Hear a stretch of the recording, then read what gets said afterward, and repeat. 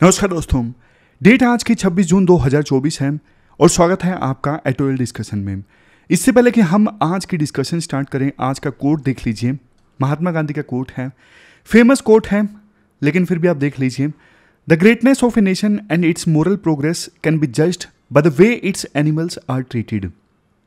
देखो, आज के समय में ना इस पे काफ़ी डिबेट चल रही है। एक कंसेप्ट है स्पीसीसिज्म का। स्पीसीसिज्म का कंसेप्ट ये कहता है सिर्फ ह्यूमन बींग्स की जो लाइव्स हैं वो मैटर करती हैं, क्योंकि human beings he value add करते हैं और एनिमल्स वैल्यू ऐड नहीं करते। लेकिन देखो, वो लोग जो एनिमल के वेलफेयर की बात करते हैं वो एंटी स्पीसीसिज्म के पक्ष में बोलते हैं। वो बोलते हैं ये गलत है कि सिर्फ ह्यूमन बींग्स की लाइव्स मैटर करती हैं। एनिमल्स की लाइव्स की ना इंट्रेंसिक वैल्यू है। बेशक वैसे तो देखो, सभी की जो लाइफ है ना आपस में इंटरकनेक्टेड है। पेड़ पौधों की लाइफ, एनिमल्स की लाइफ, ह्यूमन बींग्स की लाइफ आपस में इंटरकनेक्टेड है, जिसे हम कंसेप्ट का नाम देते हैं वन हेल्थ अप्रोच। कि आप इन्वायरमेंट का ध्यान रखोगे, एनिमल्स का ध्यान रखोगे, तो ह्यूमन बींग्स की हेल्थ का ध्यान अपने आप से रखा जाएगा, क्योंकि सबकी आपस में जो हेल्थ है ना वो इंटरकनेक्टेड है। वन हेल्थ अप्रोच इसे कहते हैं।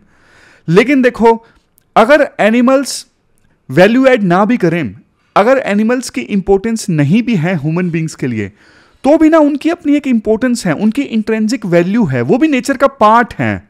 आप यूं मत समझिए वो हमारे लिए इंपॉर्टेंट है या नहीं है। जितना हक आपका अर्थ के ऊपर है, उतना ही हक एनिमल्स का और पेड़ पौधों का भी धरती के ऊपर है।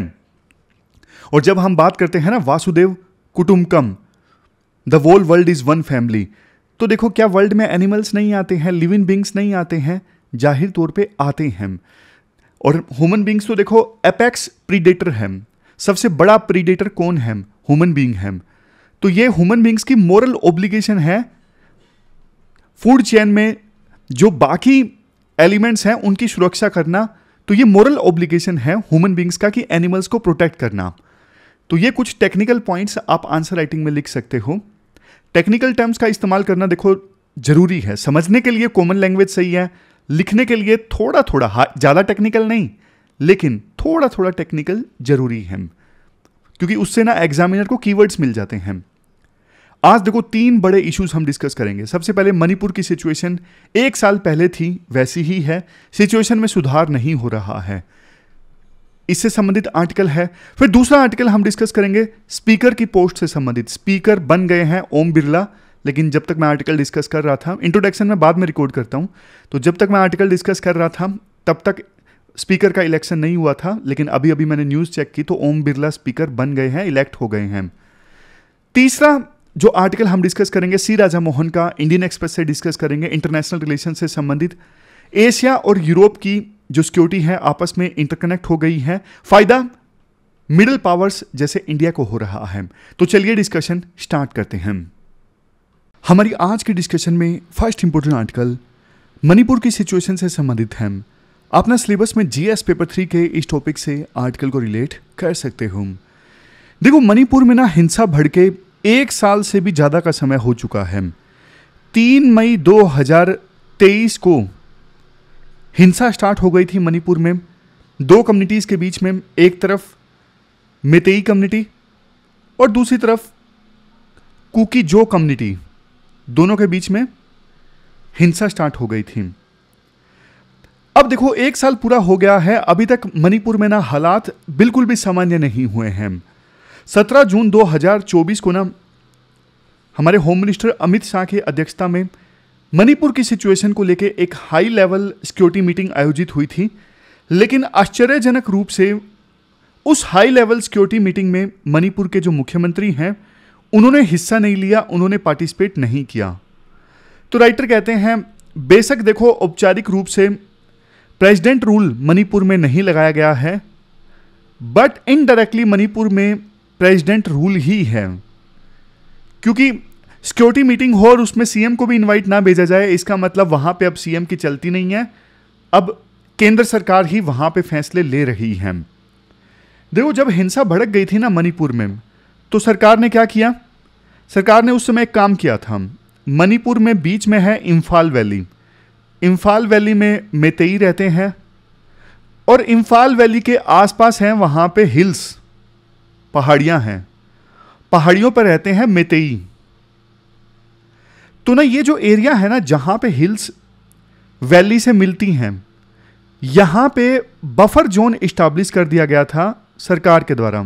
मैं ये हाईलाइट कर देता हूं इस एरिया को, जहां पे ये पहाड़ियां, ये हिल्स मिलती हैं वैली से, इस पूरे रीजन में बफर जोन इस्टेब्लिश कर दिया गया था। अब देखो, जो हिल्स है ना जहां पे कुकी कम्युनिटी के लोग रहते हैं, वहां पे सिक्योरिटी सिचुएशन संभाल के रखी है पैरामिलिट्री फोर्सेस ने, और जो वैली है जहां पे मेतेई रहते हैं, वहां पे सिक्योरिटी सिचुएशन संभाल के रखी है मणिपुर की पुलिस ने। बट देखो, सिचुएशन ये हो गई है कि मेतेई जो लोग हैं जो इम्फाल वैली में रहते हैं, वो पैरामिलिट्री फोर्सेस पे विश्वास नहीं करते। फॉर एग्जांपल सीआरपीएफ पे उनको ये लगता है पैरामिलिट्री फोर्सेस के जो लोग हैं ना, वो कहीं ना कहीं कुकी कम्युनिटी का साथ दे रहे हैं। और दूसरी तरफ कुकी कम्युनिटी के लोगों को ये लगता है कि जो स्टेट की पुलिस है ना, वो मेतेई कम्युनिटी का साथ देती है, इसलिए हिल्स में रहने वाले कुकी कम्युनिटी के लोग स्टेट पुलिस पे विश्वास नहीं करते।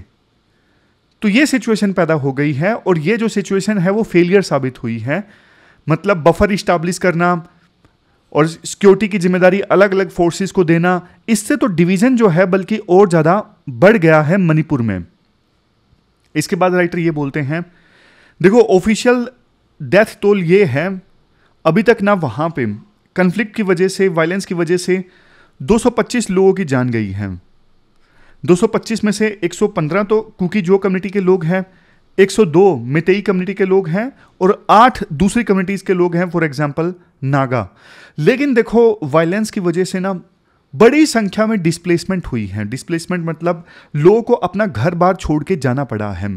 जैसे देखो, जो वैली में कुकी कम्युनिटी के लोग रहते थे ना, उनको जाना पड़ा पहाड़ियों में, हिल्स में, जहाँ पे कुकी कम्युनिटी के लोग रहते हैं।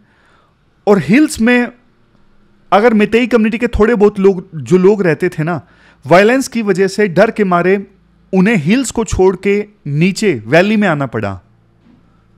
मतलब डिस्प्लेसमेंट जो है वो लोगों का काफ़ी ज़्यादा हुआ है। इसके बाद राइटर इलेक्शन रिजल्ट की भी बात करते हैं। मणिपुर में 2 लोकसभा की सीट्स हैं, और दोनों लोकसभा सीट्स बीजेपी हार गई इन इलेक्शंस में। मतलब लोग जो हैं वो खुश नहीं थे जिस प्रकार से इस पूरी सिचुएशन को टैकल किया गया। इसके बाद राइटर अपनी तरफ से कुछ सजेशंस देते हैं। राइटर कहते हैं कि अभी तक जो सेंट्रल गवर्नमेंट की अप्रोच है ना मणिपुर के सिचुएशन को हैंडल करने की, वो ये है कि सिचुएशन को ना मैनेज किया जाए, मॉडरेट किया जाए। कन्फ्लिक्ट को रिजोल्व करने के प्रयास दिख ही नहीं रहे हैं।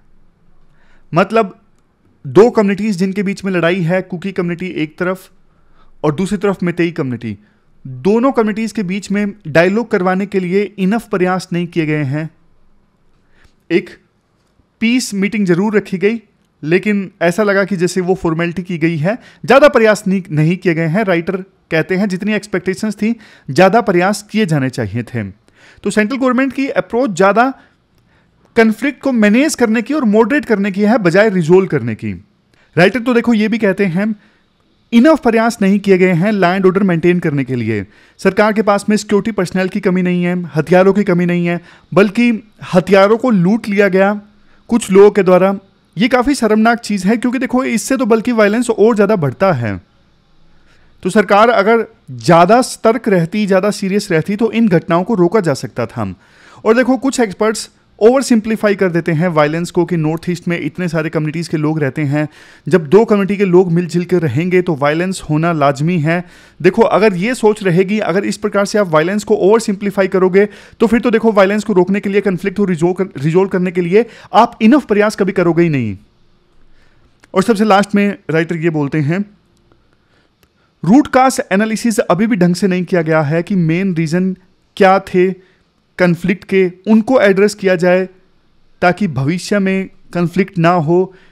रूट काज एनालिसिस पे सरकार को ज़्यादा फोकस करना चाहिए। सरकार सिम्टम पे फोकस कर रही है, हालांकि हैंडल तो ढंग से सिम्टम को भी नहीं कर पा रही है। तो कुल मिला के देखो कहना यही है कि 1 साल से ज़्यादा का समय हो चुका है, कन्फ्लिक्ट लंबा खिंच रहा है, सॉल्यूशन अभी भी कोई नहीं निकला है। मणिपुर के सिचुएशन को सरकार को अब और ज़्यादा सीरियसली लेना चाहिए और यहाँ पे जल्द से जल्द कन्फ्लिक्ट को रिजोल्व करने के प्रयास करने चाहिए। तो ये पूरा इशू हमने समझा, चलते हैं आगे। इसके बाद देखो नेक्स्ट आर्टिकल स्पीकर की पोस्ट की इंपॉर्टेंस के बारे में है। अपना सिलेबस में जीएस पेपर सेकंड के इन टॉपिक्स से आर्टिकल को रिलेट कर सकते हो। क्या कंटेस्ट है? नई जो 18वीं लोकसभा गठित हुई है ना, इस लोकसभा में स्पीकर की पोस्ट के लिए इलेक्शन आज यानी 26 जून को होगा। बीजेपी की तरफ से, बीजेपी और जो एलाइज हैं यानी एनडीए की तरफ से नॉमिनी होंगे ओम बिरला जो पिछली बार भी स्पीकर थे, और इंडिया अलायंस की तरफ से स्पीकर की पोस्ट के लिए नॉमिनी है के सुरेश जो कांग्रेस के एमपी हैं। स्पीकर की पोस्ट की जो इंपॉर्टेंस है वो आज के समय में देखो काफ़ी ज़्यादा बढ़ गई है। इसी वजह से अपोजिशन के एक लीडर हैं आदित्य ठाकरे, शिवसेना उद्धव गुट, इन्होंने ना बीजेपी के गठबंधन के साथियों को ये बोला, अगर देखो आपको अपनी पार्टी बचानी है ना तो स्पीकर की पोस्ट आप अपने पास रखो, बीजेपी के पास ना जाने दो। अब देखो ये पॉलिटिकल पार्टीज के नाम ये सब हमारे लिए इंपॉर्टेंट नहीं है, लेकिन बस इतना इंपॉर्टेंट है कि अपोजिशन के लीडर का ये कहना कि स्पीकर की पोस्ट अपने पास रखो, क्यों वो ये ऐसा बोल रहे हैं, क्यों स्पीकर की पोस्ट इतनी ज़्यादा इंपॉर्टेंट हो गई है। आप बेसिक्स के साथ समझिए। देखो किसी भी पार्लियामेंट्री डेमोक्रेसी में ना सरकार किसकी बनती है? जिसके पास में सबसे ज़्यादा सीट्स होती हैं, मेजोरिटी होती हैं, चाहे वो एक पॉलिटिकल पार्टी हो या फिर पॉलिटिकल पार्टीज का अलायंस हो यानी कोएलिशन हो। अब जिसकी सरकार बनती है ना वही डिसाइड करता है पार्लियामेंट में या फिर असेंबली में क्या एजेंडा रहेगा, कौन से बिल चर्चा के लिए आएंगे, सब कुछ डिसाइड किया जाता है सरकार के द्वारा। और अपोजिशन का काम ये होता है सरकार के कामकाज को स्क्रूटिनाइज करना, छानबीन करना कि सरकार जो काम कर रही है क्या वो सही है, सरकार से क्वेश्चन पूछना, ओवरसाइट करना, देखरेख करना, ये सब काम है अपोजिशन का। और अपोजिशन ये काम कैसा करती है? जैसे मैंने आपको बताया, सरकार से क्वेश्चंस पूछ के, और जो पार्लियामेंट्री कमेटीज होती है ना बहुत सारी पार्लियामेंट के अंदर, अब उन कमेटीज में अपोजिशन के भी मेंबर होते हैं और उन कमेटीज के चेयरमैन भी कई बार अपोजिशन के मेंबर होते हैं। तो ये जो कमेटी है ना, जैसे पब्लिक अकाउंट्स कमेटी, ये कमेटीज सरकार के कामकाज की छानबीन करती हैं। अंबेडकर साहब ने ना एक आर्टिकल लिखा था, फेडरलिज्म वर्सेस फ्रीडम, ये उनका 1939 का आर्टिकल है। इस आर्टिकल में ना वो क्रिटिसाइज करते हैं 1935 के गवर्नमेंट ऑफ इंडिया एक्ट को। अपने इस आर्टिकल में ना अंबेडकर ये बोलते हैं, देखो अपोजिशन जो है ना दो तरीकों से सरकार के काम की छानबीन कर सकती हैं। एक तो सरकार ने जो बजट प्रेजेंट किया है उस पर डिबेट करके, और दूसरा सरकार से क्वेश्चंस पूछ के। लेकिन कब डिबेट पे डिस्कशन होगी या फिर नहीं होगी, कब अपोजिशन क्वेश्चन पूछेगी सरकार से, और कौन सा क्वेश्चन पूछा जाएगा, कौन सा पूछा नहीं जाएगा, ये सब कौन डिसाइड करेगा हाउस के अंदर? ये सब डिसाइड किया जाएगा स्पीकर के द्वारा।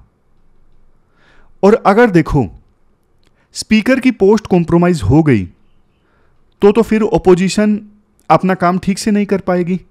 क्यों? क्योंकि स्पीकर वो क्वेश्चन पूछने ही नहीं देंगे सरकार से जो अपोजिशन पूछना चाहता है, और जो डिस्कशन अपोजिशन करना चाहता है वो डिस्कशन अपोजिशन कर ही नहीं पाएगा, क्योंकि एजेंडा तो स्पीकर के द्वारा डिसाइड किया जाता है। तो स्पीकर की पोस्ट का इंडिपेंडेंट होना बहुत ज़्यादा जरूरी है। इवन पार्लियामेंट्री कमेटीज़ की जो कंपोजिशन है, कौन मेंबर होगा कौन नहीं होगा, ये भी स्पीकर के द्वारा डिसाइड किया जाता है। तो स्पीकर को ना मेजोरिटी पार्टी से, मतलब जिसके पास में मेजोरिटी है ना, उससे अलग करना जरूरी है स्पीकर को। और बहुत सारे देशों में ऐसा होता भी है, जैसे यूके का एग्जांपल लें, इलेक्ट होने के बाद ना स्पीकर अपनी पार्टी की सदस्यता छोड़ देते हैं। फॉर एग्जांपल बीजेपी से कोई स्पीकर बनता है तो वो बीजेपी की सदस्यता को छोड़ देगा। ऐसा होता है यूके में और कुछ दूसरे देशों में, बट हमारे देश में ऐसा नहीं होता है। हमारे देश में अगर कोई एमपी स्पीकर बन जाता है जैसे ओम बिरला, तो वो अपनी बीजेपी की सदस्यता को छोड़ते नहीं हैं। इस वजह से आरोप उन पे ये लगता है कि वो जिस पार्टी से आए हैं ना, उसी की तरफ उनका इंक्लिनेशन ज़्यादा होता है। मतलब रूलिंग पार्टी से वो चुन के आते हैं और रूलिंग पार्टी की तरफ ही उनका इंक्लिनेशन ज़्यादा होता है। कायदे से देखो, हमारे ना संविधान में स्पीकर की पोस्ट की इंडिपेंडेंस को इंश्योर करने के लिए प्रोविज़न होने चाहिए थे, लेकिन नहीं है। इवन देखो, कोई कॉन्स्टिट्यूशनल कन्वेंशन या फिर नॉर्म नहीं है जो ये इंश्योर करे कि स्पीकर इम्पार्शियल होकर काम करें। तो इस वजह से आज़ादी से लेके अभी तक स्पीकर ने ना, मतलब शुरुआत में तो देखो आपको भी पता है लीडर्स थोड़े ज़्यादा एथिकल थे। आज़ादी के बाद उस समय तक स्पीकर ने थोड़ा बहुत इंडिपेंडेंट होकर काम किया, लेकिन ज़्यादातर समय आज़ादी से लेके अभी तक स्पीकर ने रूलिंग पार्टी को हेल्प करने वाला काम ज़्यादा किया है, इंडिपेंडेंट होकर काम कम किया है। तो आप कह सकते हो ये हमारे संविधान में ना एक फ्लॉ है, कमी है, कि जिस स्पीकर के ऊपर जिम्मेदारी है कि ये इंश्योर करना कि अपोजिशन भी अपना काम ठीक से कर सके, अपोजिशन भी सरकार के काम की छानबीन कर सके, वही स्पीकर एग्जीक्यूटिव के कहे काम करने लगता है, एग्जीक्यूटिव के फायदे के लिए काम करने लगता है, तो पार्लियामेंट्री डेमोक्रेसी का पूरा कंसेप्ट ही गड़बड़ा गया। क्योंकि अपोजिशन ठीक से अपना काम नहीं कर पाती अगर स्पीकर इंडिपेंडेंट नहीं है तो। इसके बाद राइटर कुछ एग्जांपल्स देते हैं। 2014 से 2019 के बीच में स्पीकर ने opposition led no confidence motion को अलाउ नहीं किया था। मतलब इस पे डिबेट होनी थी और वोटिंग होनी थी, लेकिन स्पीकर ने मना कर दिया था। फिर देखो, स्पीकर ने अपोजिशन के एमपीज को एक्सपेल कर दिया था इंपॉर्टेंट बिल्स पे डिस्कशन से पहले। न्यू क्रिमिनल लॉज, नए जो क्रिमिनल लॉज आए हैं जो 1 जुलाई से इंप्लीमेंट होना स्टार्ट होंगे, अगर सब कुछ सही रहा तो। अभी कुछ चेंज हो गया हो तो मैंने पढ़ा नहीं है। तो ना इन पे जब डिस्कशन होना था तो स्पीकर ने उससे पहले एमपीज को, अपोजिशन के एमपीज को एक्सपेल कर दिया था। इसके अलावा देखो, समय समय पे ना संविधान में अमेंडमेंट्स हुई हैं स्पीकर की पावर को बल्कि और ज़्यादा इंक्रीज करने के लिए। अभी देखो, एंटी डिफेक्शन लॉ के अंतर्गत जो एमपीज या फिर एमएलएज एक पॉलिटिकल पार्टी को छोड़ के दूसरी पॉलिटिकल पार्टी को ज्वाइन कर लेते हैं ना, तो उनके डिफेक्शन संबंधित पिटीशन का निपटारा कौन करता है? स्पीकर करता है। और इन पिटीशंस में ज़्यादातर समय स्पीकर जो हैं वो रूलिंग पार्टी का ही साथ देते हैं। कई बार जानबूझ के वो फैसला नहीं लेते पिटीशन पे, और कई बार जानबूझ के वो मालाफाइड वे में काम करते हैं। मतलब ऐसी इंटेंशन के साथ काम करते हैं जानबूझ के कि रूलिंग पार्टी को फायदा हो, क्योंकि वो स्पीकर पास्ट में उसी के मेंबर रहे हैं और अभी भी मेंबर हैं, क्योंकि उन्होंने उस पार्टी से इस्तीफा नहीं दिया है। तो आदित्य ठाकरे ये आरोप लगाते हैं कि महाराष्ट्र में 2022 में जो स्पीकर थे उन्होंने उस समय इम्पार्शियल होकर काम नहीं किया, और बाद में मामला सुप्रीम कोर्ट में गया तो सुप्रीम कोर्ट ने भी स्पीकर को लताड़ लगाई थी। लास्ट में कंक्लूजन देते हुए राइटर ये बोलते हैं, अगर देखो हम चाहते हैं ठीक ढंग से हमारे देश में पार्लियामेंट्री डेमोक्रेसी काम करे, तो स्पीकर का ना लो प्रोफाइल होना, नॉन पार्टीशन ऑफिस, मतलब इम्पार्शियल होकर काम करें और simple day to day affair में हिस्सा लें, ये स्पीकर का रोल होना चाहिए। और जो एंटी डिफेक्शन पिटीशंस का निपटारा करना, ये काम स्पीकर से ले लेना चाहिए। इंडिया में तो ना सिर्फ स्पीकर हाउस को कंट्रोल करते हैं बल्कि पॉलिटिकल पार्टीज का फ्यूचर भी डिसाइड करते हैं। कैसे? ऐसे, क्योंकि शिवसेना के जैसे आधे एमपीज छोड़ गए, तो रियल शिवसेना कौन है कायदे से वो भी इनडायरेक्टली स्पीकर के द्वारा ही डिसाइड किया जा रहा है। इनडायरेक्टली, डायरेक्टली नहीं, क्योंकि वो किसे डिस्क्वालीफाई करते हैं उसी से फिर भविष्य तय होता है उस पॉलिटिकल पार्टी का। तो स्पीकर की पोस्ट को आज़ाद करवाना जरूरी है। स्पीकर के थ्रू सरकार जो है, एग्जीक्यूटिव जो है, अपोजिशन को कंट्रोल करती है, पार्लियामेंट को न्यूट्रलाइज करती है, इसलिए हमें इस चीज़ को एड्रेस करना जरूरी है। तो ये पूरा आर्टिकल हमने डिस्कस किया, चलते हैं आगे। इसके बाद नेक्स्ट आर्टिकल देखो, इंडियन एक्सप्रेस से सी राजा मोहन का है। ग्रेट पावर्स के बीच में जो राइवलरी चल रही है, उस राइवलरी से इंडिया के लिए एक बड़ी अपॉर्चुनिटी है, इंडिया के लिए एक बड़ा मौका है। आपने सिलेबस में जीएस पेपर सेकंड के इन टॉपिक्स से आर्टिकल को रिलेट कर सकते हो। क्या कंटेस्ट है?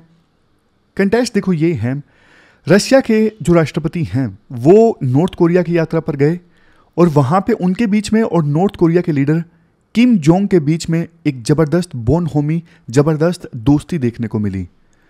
इसके अलावा वियतनाम की यात्रा पर भी गए रशिया के राष्ट्रपति। दूसरी तरफ देखो, इस हफ्ते प्रेसिडेंशियल इलेक्शन जो कुछ समय बाद यूएस में होने वाले हैं, उससे पहले बाइडेन और ट्रंप दोनों के बीच में ना डिबेट देखने को मिलेगी और डिबेट के दौरान बहुत सारे फॉरेन पॉलिसीज संबंधित इश्यूज पर भी चर्चा होगी।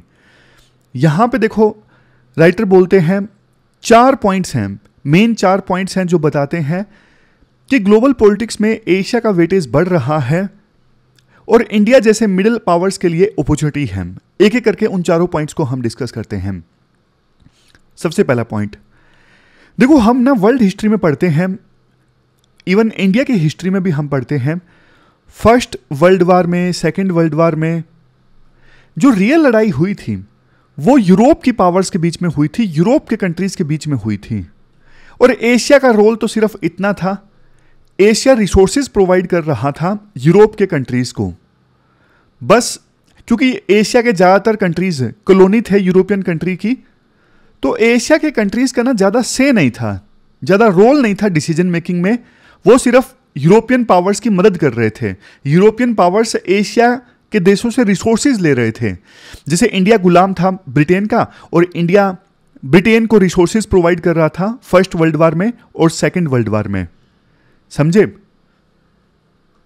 जैसे एग्जाम्पल के तौर पे फर्स्ट वर्ल्ड वार में इंडिया ने 10 लाख सोल्जर्स इंग्लैंड को दिए, और सेकेंड वर्ल्ड वार में तो हमने देखो 20 लाख सोल्जर्स इंग्लैंड को दिए, 20 लाख सोल्जर्स हमारी तरफ से गए सेकेंड वर्ल्ड वार में हिस्सा लेने के लिए। बट देखो, अब हालात चेंज हो चुके हैं। अब जो एशियन कंट्रीज है ना, वो अपने फैसले खुद ले रही हैं और यूरोपियन कंट्रीज के ऊपर में डिपेंडेंट नहीं है। इवन देखो, वेस्टर्न यूरोप और रशिया दोनों ना एशियन कंट्रीज के पीछे पड़े हुए हैं यूक्रेन वार के ऊपर। जो नैरेटिव है यूक्रेन वार के बारे में, उसे चेंज करने के लिए। जैसे आपको एग्जांपल देता हूं, अभी ना स्विट्जरलैंड में एक यूक्रेन वार को लेकर पीस कॉन्फ्रेंस आयोजित हुई थी। उस पीस कॉन्फ्रेंस में ना बहुत सारी एशियन कंट्रीज भी गई पार्टिसिपेट करने के लिए। यूएसए और वेस्टर्न कंट्रीज ये बताना चाहती थी इस पीस कॉन्फ्रेंस में कि रशिया दोषी है, मेन रशिया की वजह से वार हुआ है और रशिया की वजह से यह तबाही मची है। दूसरी तरफ रशिया भी नैरेटिव चेंज करना चाहता है इस यूक्रेन वार के बारे में। इसी वजह से ना रशिया ने बहुत सारी एशियन कंट्रीज को बोला कि आप प्लीज इस पीस कॉन्फ्रेंस में हिस्सा लेने के लिए मत जाइए। तो चाइना नहीं गया पीस कॉन्फ्रेंस में हिस्सा लेने के लिए। मतलब क्या है इस पॉइंट का? मतलब देखो, ये है यूरोपियन कंट्रीज ना अब आपस में लड़ रही हैं, कोशिश कर रही हैं कि एशियन कंट्रीज की जो ओपिनियन है ना वो हमारी तरफ होनी चाहिए।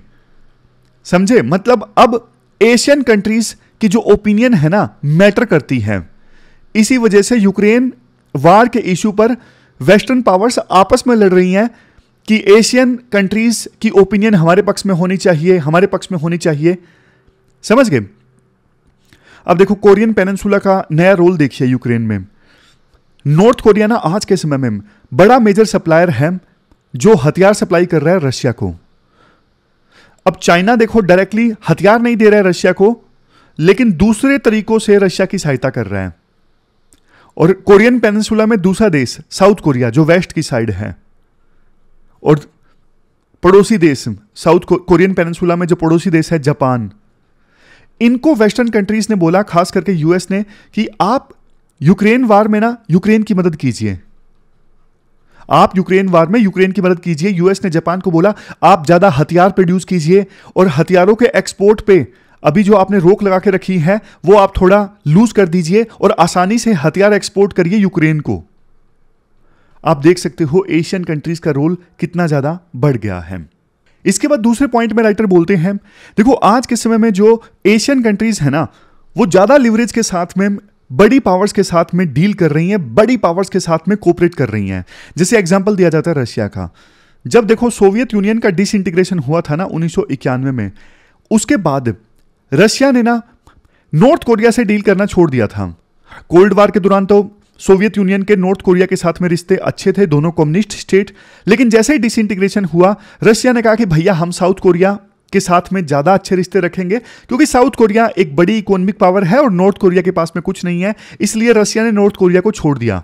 बट देखो अब 24 सालों बाद पुतिन एक बार फिर से नॉर्थ कोरिया की यात्रा पर गए और उन्होंने वहां पे mutual security assistance treaty sign की और भी काफी सारे एग्रीमेंट्स साइन किए। इससे नॉर्थ कोरिया को काफी ज्यादा फायदा हुआ। अभी तक नॉर्थ कोरिया जिसके ऊपर सैंक्शंस लगा के रखे हैं, यूएस ने अलग थलग पड़ा था ग्लोबल पॉलिटिक्स में, कोई नॉर्थ कोरिया से डील करने के लिए तैयार नहीं होता था यूएसए के सैंक्शंस के चलते। बट देखो पुतिन का नॉर्थ कोरिया की यात्रा पर जाना, ये नॉर्थ कोरिया के लिए एक बहुत अच्छी चीज है, बहुत फायदे की चीज है, क्योंकि ना अब नॉर्थ कोरिया जहां रशिया कार्ड प्ले कर सकता है यूएसए और वेस्टर्न कंट्रीज के अगेंस्ट। रशिया कार्ड मतलब अगर देखो आप हमें रियायत नहीं दोगे, हमारे ऊपर से सैंक्शंस नहीं हटाओगे, तो हम रशिया का साथ देंगे, रशिया को और ज्यादा हथियार देंगे। तो रशिया कार्ड है नॉर्थ कोरिया के पास में प्ले करने के लिए। और दूसरी तरफ देखो रशिया के पास में ना नॉर्थ कोरिया कार्ड है यूएस के अगेंस्ट प्ले करने के लिए। मतलब रशिया यूएस को बोलेगा, अगर देखो आपने यूक्रेन को हथियार दिए हमारे खिलाफ लड़ने के लिए, अगर आपने और ज्यादा सैंक्शंस लगाए हमारे ऊपर, तो हम नॉर्थ कोरिया को न्यूक्लियर वेपन्स दे देंगे। मतलब अब दोनों ना एक दूसरे की धमकी देंगे वेस्ट को। नॉर्थ कोरिया धमकी देगा रशिया की कि हम रशिया की मदद कर देंगे, और रशिया धमकी देगा नॉर्थ कोरिया की वेस्ट को कि अगर आपने हमें कंसेशन नहीं दिया तो हम नॉर्थ कोरिया की मदद दे देंगे। तो एक दूसरे का कार्ड प्ले करेंगे ये दोनों देश। और बल्कि देखो नॉर्थ कोरिया जो अभी ना चाइना के ऊपर काफी ज्यादा डिपेंडेंट है, अगर उसको एक और देश की दोस्ती मिलती है तो वो तो वैसे वाली बात हो जाएगी ना। नॉर्थ कोरिया अपनी बास्केट जो है वो डाइवर्सिफाई कर रहा है। इवन चाइना से वो अच्छे से डील कर सकेगा। पहले तो वो चाइना से इस प्रकार से डील करता था कि यार चाइना को पता था ये नॉर्थ कोरिया को हमारे पास ही आना है और कोई तो देश इससे बात भी नहीं करता, इसको मदद भी नहीं करता, तो जो डील देता नॉर्थ कोरिया ले लेता चाइना से। मजबूरी थी नॉर्थ कोरिया की। बट अब नॉर्थ कोरिया की दोस्ती रशिया के साथ भी है, तो ना फिर नॉर्थ कोरिया चाइना से भी अच्छे से नेगोशिएट कर सकेगा, क्योंकि उसको पता है हमारे पास में एक और दोस्त है, एक और पार्टनर है। अगर चाइना से बात नहीं बनी तो हम रशिया से डील कर सकते हैं।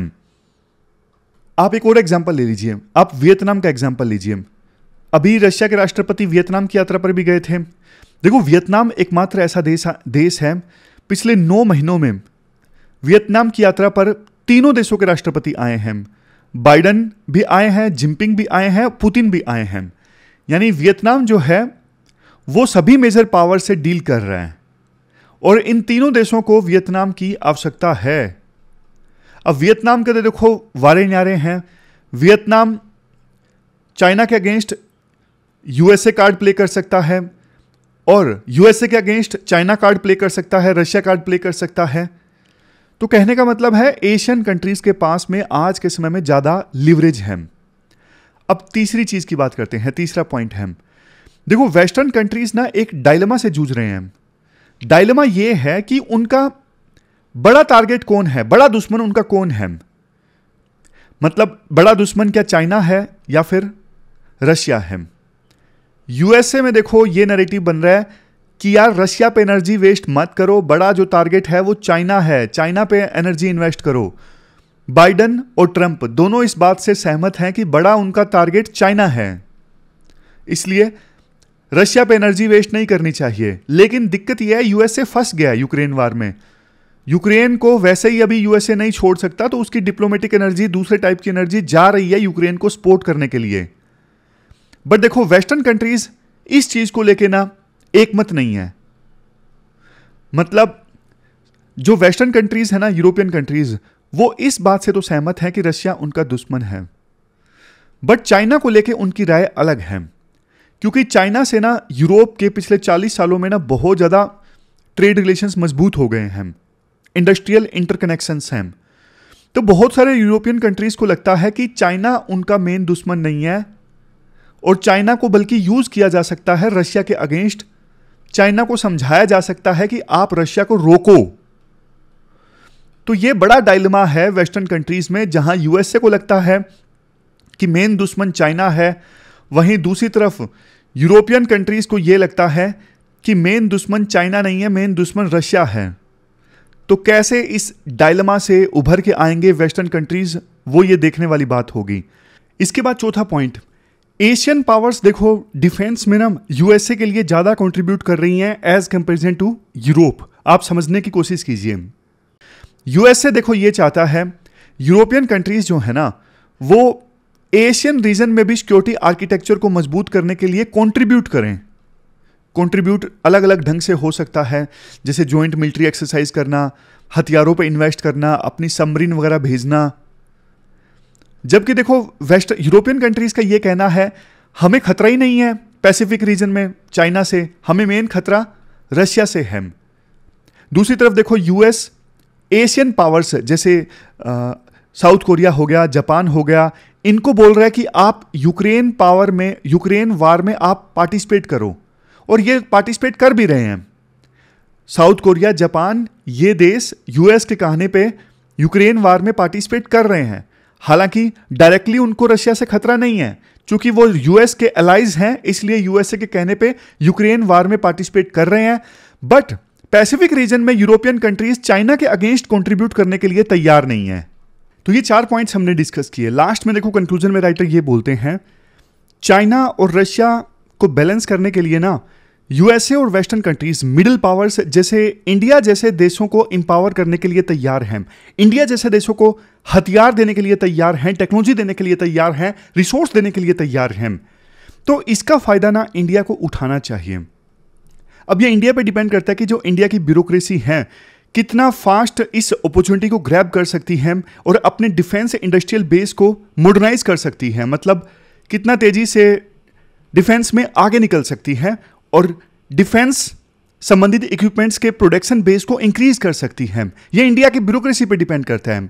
और ये सोच तो देखो इंडिया को छोड़ देनी चाहिए कि यूएसए के साथ दोस्ती इंक्रीज हुई तो हमारी जो स्ट्रेटेजिक ऑटोनॉमी है वो कॉम्प्रोमाइज हो जाएगी, हम हमारे फैसले खुल के नहीं ले सकेंगे, इंडिपेंडेंट ढंग से नहीं ले सकेंगे। राइटर बोलते हैं ऐसा नहीं है। देखो यूएसए से इंडिया टेक्नोलॉजी लेगा और ज़्यादा हथियार प्रोड्यूस कर पाएगा, ज़्यादा डिफेंस टेक्नोलॉजी इंडिया के पास होगी, तो इससे ज़्यादा स्ट्रेटेजिक ऑटोनॉमी क्या हो सकती है? यही तो बेस्ट है ना, यही तो इंडिया चाहता है। तो इंडिया के पास में एक अपॉर्चुनिटी है, इंडिया को इस अपॉर्चुनिटी को अच्छे से यूज़ करना चाहिए। ग्रेट पावर्स के बीच में जो राइवलरी चल रही है, मौका इंडिया जैसी मिडिल पावर्स के लिए है। चलते हैं आगे।